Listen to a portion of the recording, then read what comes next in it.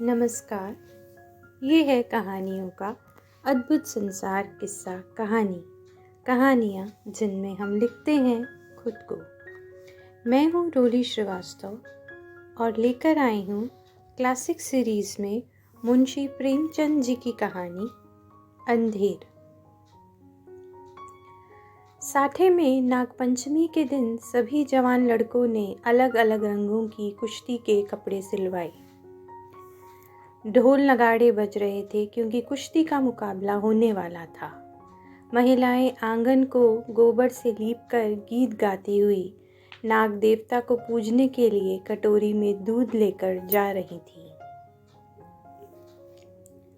साठे की तरह ही पाठे दोनों गंगा किनारे बसे हुए गांव थे। दोनों ही गांवों के बीच हमेशा से ही मुकाबले होते रहते थे। साठे के लोगों को गर्व था कि उन्होंने कभी पाठे वालों को सिर उठाने नहीं दिया। ठीक इसी तरह पाठे वालों को इस बात का घमंड था कि उन्होंने कभी साठे वालों को किसी मुकाबले में जीतने नहीं दिया। पाठे वाले लोग हमेशा ये गाना गाते थे, साठे वाले हैं कायर, पाठे वाले हैं और हमेशा रहेंगे सरदार।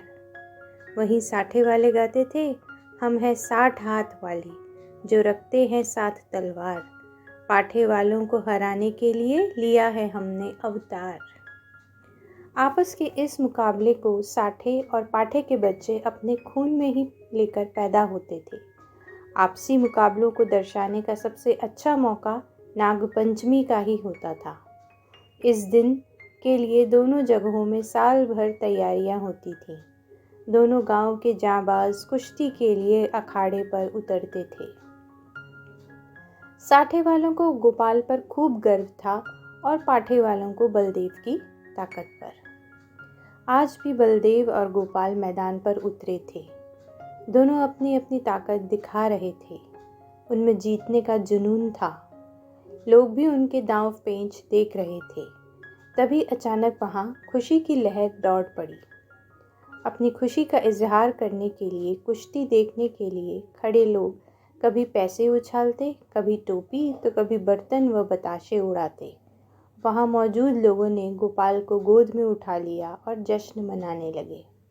बलदेव और उसके जीतने की आस रखने वाले लोग मन ही मन निराश हो गए। रात के 10 बजे का समय था। हल्की बिजली चमक रही थी, बारिश पड़ रही थी और पूरी तरह अंधेरा था। सिर्फ वहां अब मेंढकों की ही आवाज़ आ रही थी।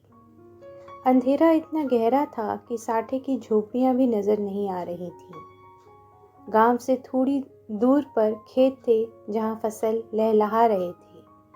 वहां जंगली जानवरों की आवाज़ ही आती थी। इसके अलावा कोई दूसरी आवाज़ आती तो रोंगटे खड़े हो जाते थे।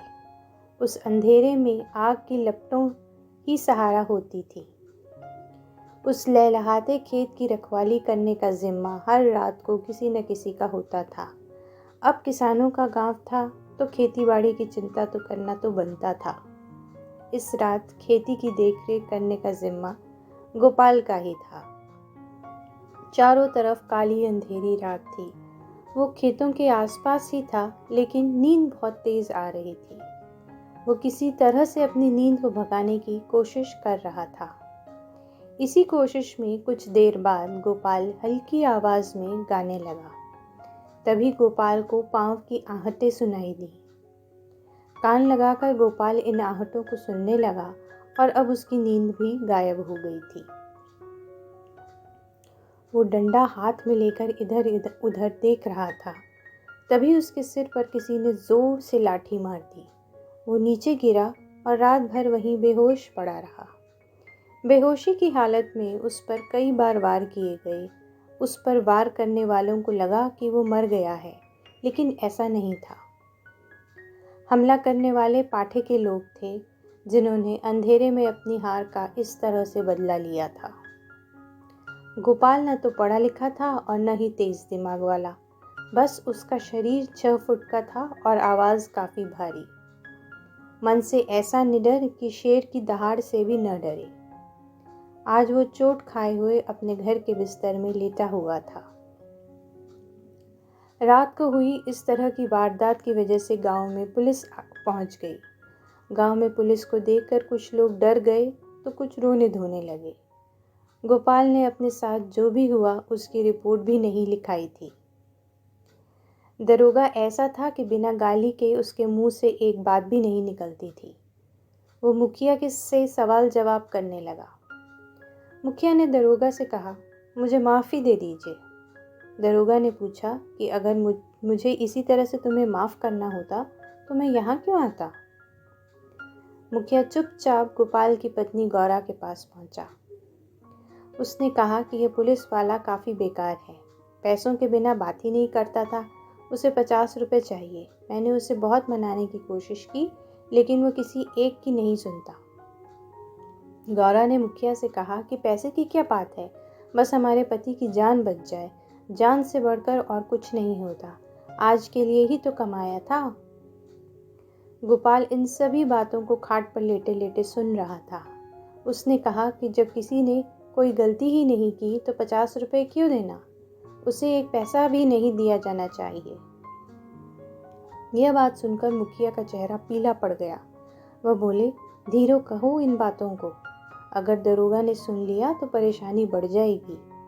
गोपाल ने जवाब दिया, एक कौड़ी उसे नहीं दी जाएगी, देखता हूँ मेरी बातें सुनकर कौन मुझे फांसी पर चढ़ाता है। तभी गौरा ने मजाक में कहा कि ठीक है, आपसे मैं पैसा मांगूं तो बिल्कुल भी मत देना। इतना कहने के बाद गौरा अंदर गई और एक पोटली में पैसे लेकर आई, फिर मुखिया को पैसे दे दिया। ये सब देखकर गोपाल को बहुत गुस्सा आया और मुखिया पैसे लेकर तुरंत भाग गया। मुखिया पैसे लेकर बाहर आया। दरोगा भी वहीं मौजूद था।